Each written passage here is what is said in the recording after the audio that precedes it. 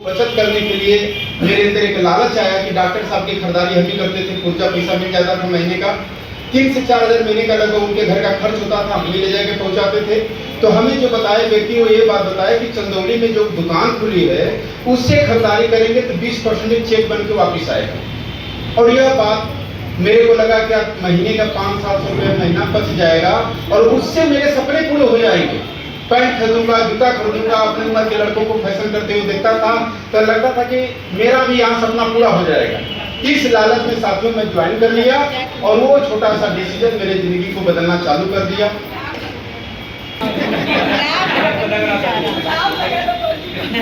चले तो इस तरीके से साथियों मेरी आश्रम में एंट्री हुई और मेरी शुरुआत आदरणीय श्री दरोगा सर एक बार उनके समय में जोरदार करना चाहूँगा, क्योंकि साथियों गुरु का होना बहुत मायने रखता है। आश्रम में बहुत सारे लोग फील्ड में आपको मिलेंगे, लेकिन वही व्यक्ति आगे बढ़ता है जिसका अपलाइन सक्रिय हो, जिसके अपलाइन में जान हो, जो अपलाइन जिनके अपलाइन ड्रीमर हो, सपने देखने वाले हो, वो व्यक्ति के साथ जो व्यक्ति लगा रहेगा वही आगे बढ़ेगा। और मेरे साथ जाने अनजाने में यह बहुत अच्छा हुआ कि मेरे अपलाइन ड्रीमर थे, बड़ा करने वाले थे, विपरीत से विपरीत हालात में चलने वाले थे। मैं उनके साथ जुड़ा। फिर उसके बाद मेरी मुलाकात हुई आदरणीय टी कुमार सर से, जो बैंक में हुआ करते थे। और बैंक में मैं बहुत प्रभावित हुआ कि यूनियन बैंक यानी सरकारी नौकरी वाला भी आदमी करता है इसको। और मैं उनके मीटिंग में बैठा, उनकी बातों को सुना तो मुझे बहुत अच्छा लगने लगा। और उन्हीं के द्वारा एक कहानी बताई गई थी और वो कहानी मुझे बहुत प्रेरित किया। कहानी क्या थी कि एक जंगल में क्या था कि हम जैसा कि किस्सा सुनते आए हैं कि भाई जंगल का राजा कौन होता है? शेर होता है। तो वहाँ तमाम पशु पक्षी जो भी थे तो उन लोगों को लगा कि यार एक ही राजा बहुत दिनों से चलता चला आ रहा है, कुछ बदलाव होना चाहिए। तो सभी वहाँ के जंतुओं ने मिलकर के फैसला किया कि नहीं, अब इस शेर को हम लोग राजा नहीं दूसरे को राजा बनाया जाए।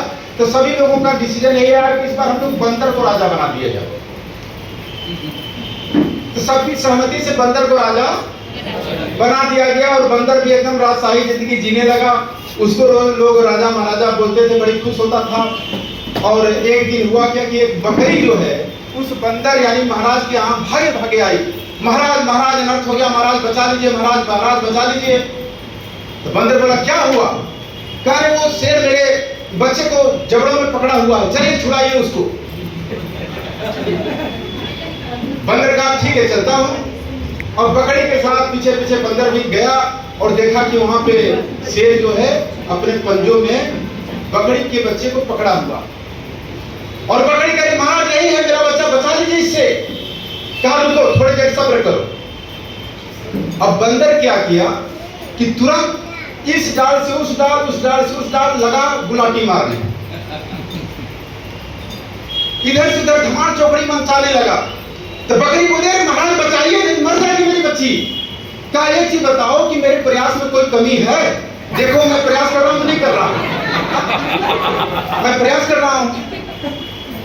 तो उन्होंने बताया इस घटना के पीछे, कहानी के पीछे कि आज हम लोग भी अपने अपने जीवन में प्रयास कर रहे हैं। कोई नौकरी में प्रयास कर रहा है, कोई प्राइवेट जॉब में कर रहा है, कोई सरकारी में, कोई खेती में, कोई दुकान डलिया में। हर लोग धमाल चौकड़ी मचाए हुए हैं। हर लोग सुबह निकलता है और दिन भर धमाल चौकड़ी मचा करके फिर शाम तक वापिस आ जाता है। लेकिन उस धमाल चौकड़ी से क्या हमें कामयाबी मिल पा रही है? हमारे सपने पूरे हो पा रहे हैं? जो हम जीवन में चाह रहे हैं क्या वो चीजें हासिल हो पा रही है? यह बातें मुझे प्रभावित कर गया साथियों कि यही धमाल चौकड़ी तो हम ही मचाए रहे हैं।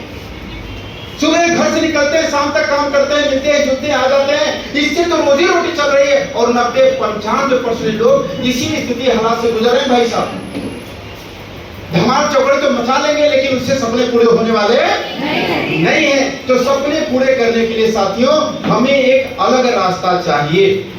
जिन रास्तों में पिछले 5 साल से 10 साल से 15 साल से 20 साल से चलते चले आ रहे हैं, वो रास्ता हमें कहां तक पहुंचाया ये आज मुझे मालूम है। और 5 साल 10 साल और चलेंगे तो कहां पहुंचाएगा ये भी मालूम है। तो अपने आप से पूछिए कि क्या 5 साल ईमानदारी से 10 साल ईमानदारी से उस रास्ते पर मैं चलूंगा तो क्या ये रास्ता मुझे मेरी तरफ पहुंचाएगा, मेरे सपने को साकार करेगा, मेरे शौक को पूरा कर पाएगा वो रास्ता? तो उत्तर क्या मिलेगा? नहीं। जब नहीं मिलेगा तो साथियों हमें एक ऐसे रास्ते का भी चुनाव करना चाहिए जो हमें अपने सपनों के उड़ान तक को ले जा सके, हमें अपने उस मंजिल तक ले जा सके जहां पे हम अपने शौक को पूरा कर सके। और उसी रास्ते का नाम है साथियों आज RCM बिजनेस में आप लोग आए हुए हैं।